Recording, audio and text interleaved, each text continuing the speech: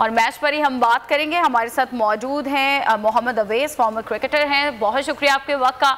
Overall जो situation रही match draw होने तक, क्या कहेंगे आप?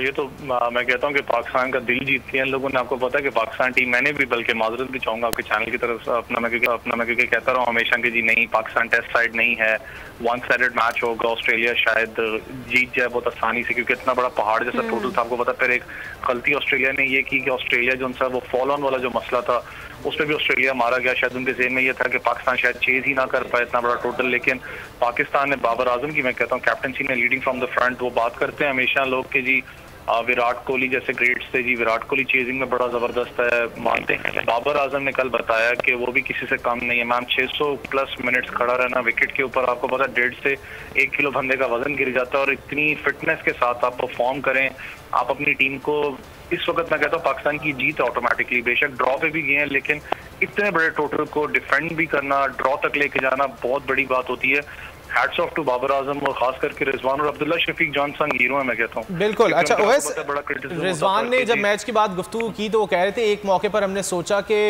हदफ का ताकुब किया जाए, लेकिन पिच और बॉल की जो कंडीशन थी उसने इजाजत नहीं दी।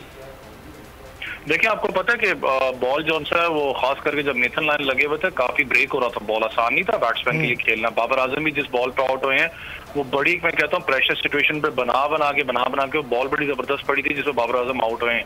तो बॉल ब्रेक हो रहा था, आसान नहीं था इस मैच को जीतना। लेकिन पाकिस्तान की जो इनिंग्स थी खास करके 3 बैट्समैन की, मैं कहता हूँ अब्दुल्ला शफीक, बाबर आजम और मोहम्मद रिजवान, इन तीनों इनिंग्स ने पासा पलटा है पाकिस्तान के लिए ऑस्ट्रेलिया के खिलाफ। और एक बड़ी, मैं कहता हूँ ऑस्ट्रेलिया के लिए एक प्रेशर सिचुएशन जरूर अब होगी, क्योंकि उनको पता लग गया कि भाई जितना भी स्कोर हो इस टीम के अंदर दमखम बाकी है, ये हमें कम करनी। अब आपको पता है लाहौर जाना है, वहां पर बल्कि ऑस्ट्रेलियन क्यूरेटर बुलाए गए हैं, डिफरेंट एक विकेट आपको नजर आएगी लाहौर की।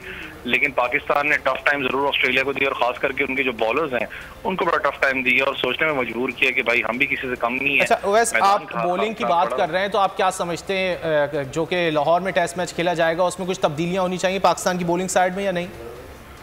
नहीं, मुझे नहीं लगता कि कोई तब्दीली होगी। देखें, अगर आपने मुझे पता वो बात होती है हमेशा कि जब आप टेस्ट मैच हारते हो या परफॉर्मेंस आपकी अच्छी ना तब्दीली हो, लेकिन जो इतना बड़ा जब आप टेस्ट चैंपियनशिप खेलो तो ऑब्वियसली आपकी कोशिश ये होती है कि आप स्ट्रॉन्ग साइड से आप एंटर हो पाकिस्तान टीम, और वो पाकिस्तान टीम जाएगी, क्योंकि मुझे नहीं लगता कोई तब्दीली यहाँ पर होगी। लड़कों ने परफॉर्म किया, देखें बैट्समैन ने परफॉर्म किया, आपके बॉलिंग यूनिट ने परफॉर्म किया, विकेट ऐसी थी, स्कोर ऑस्ट्रेलिया आपको पता आसान टीम नहीं है, वो साइकोलॉजिकली बड़े स्ट्रॉन्ग होते हैं, वो आपको पढ़ते हैं कि बॉलर्स क्या कर रहे हैं हमारे, तो परफॉर्म करते हैं वो।